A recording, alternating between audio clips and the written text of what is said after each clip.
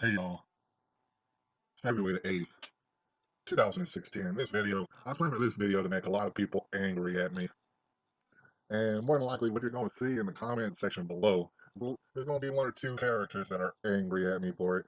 I want them to know that I completely intended them to be angry at me. And that's the whole point of making this video. I want them to separate themselves. I want them to go ahead and incriminate themselves. And they won't have to be able to do it. You know what I'm saying? They're gonna live their lives. They gotta publicly honor lives. They gotta respect them.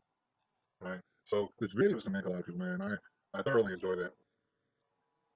But what I'm gonna go ahead and attempt to do is basically simplify a very complicated situation because this channel has a lot to do with simplifying things. It's a very complicated situation. It's a lot of ins and outs. However, for the sake of time, I want to go ahead and simplify it, consolidate it, so that if you're not all the way up to what's going on, here's what's been going on with this situation. All right. It turns out that there's entities in the federal government who have basically gone rogue. Certain entities are doing bad things or acting bad. All right. There's enterprises that are looking to basically drive ranchers out of their land. And now that's taking place in Oregon as well as in other places. It's called federally owned land and stuff where they cop it up and they say that's theirs now. All right. Kick, kick ranchers off the land. That's what's been taking place in Oregon. It's been a very bad problem because the thing is, there's been many methods that they've carried out to ensure that all the ranchers are driven out. One such method is letting wildfires just burn the hell out of everybody's property, all right, and not giving them legal opportunity to put out the fires themselves. All right, basically all their property gets burnt up. They can no longer survive and they're driven out. That's what's been taking place. Hammonds got arrested. They were the last family out of like 50 something families that had been driven from the land. And families got arrested, did some time. Then they went ahead and arrested them again, basically. I mean, just to put it in short. And so the Hammonds, the father-son team, they're still in prison to this day. All right. A lot of ranchers from other places, whether they thought it through or not, they came to speak on behalf of the Hammonds and stuff and raise the issue in the public eye. They did a way of raising the issue that not a lot of us agree with, all right, but none of it wanted murder from what we've seen, all right, except for actually characters inside the camp, inside this refuge, who have been staying there, and also they seem like rogue, crazy individuals, right? Like I said, they went to people like Aaron Bundy, people like Ryan Bundy, and so people they knew went to uh, basically speak on behalf of the Hammonds. They had no further recourse. The Hammonds were like, "Hey man, don't say anything. We're scared. All right, so we're not gonna say anything. We're just gonna say this time. Hopefully, by the time we get out, our ranch won't be gone by then, and it probably would be gone by then, probably." Um, so they're not saying nothing. They're just going to prison. People scrambled. They wound up taking over this refuge that nobody was using during the winter, and all you know what I'm saying. It's a taxpayer-funded refuge, and all sorts of money was being wasted on it, right? Because no one was using it. They took it over. This clan of people. In order to raise awareness of that issue. Meanwhile, the refuge was not being used at the time. Right. One of the characters in the camp was the boy Phantom that he got shot dead just recently. And the boy Phantom had a warrant out on him. That's why he was spending the night in the snow. All right, so that the FBI wouldn't swat him and all the women and children inside. All right, he messed around, and they were gonna go. The boy Phantom and Aaron Bundy and all of them, all these people were gonna go to a meeting 50 miles down the road with the local sheriff in the area, as well as 400 some odd people there. And what they were gonna meet about is how to reverse the whole situation of the government allowing fire to basically burn everybody out and drive all sorts of ranchers out of the area to where they can't be able to survive economically in that area. So they have to move away. And after they do that, they're going to sell the land for cheap and all the mineral rights and everything like that. Um, they're going to this town hall meeting in order to basically discuss how to reverse that whole movement to make it to where ranchers could be on the land and that they could continue to produce things for America. All right.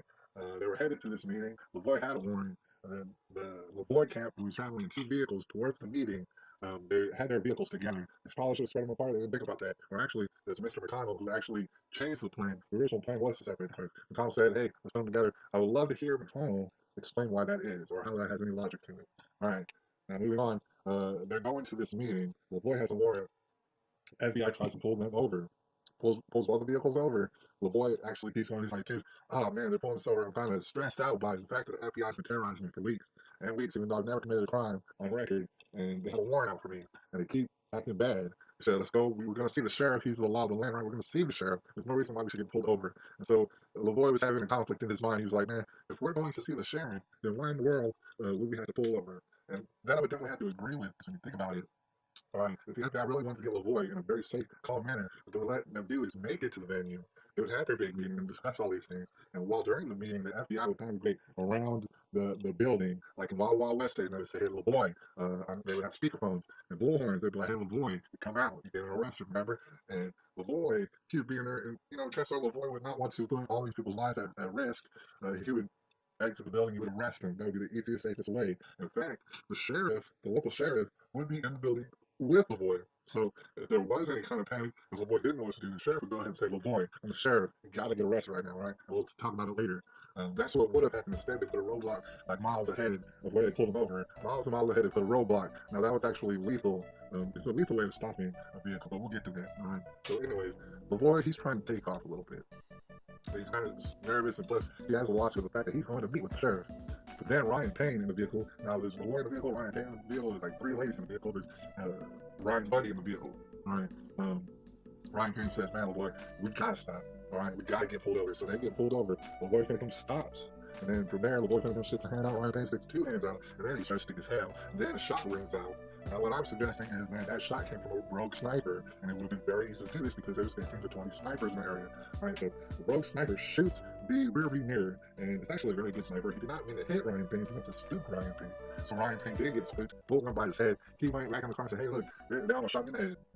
All right, and so they kind of panic a little bit because Ryan Payne's all scared by bullets coming past his head. All right, eventually Ryan Payne ends up in a very big way. He actually gets out of the car and comes out and surrenders himself. All right, which is very, very brave considering that he just also shot him. All right, he does that.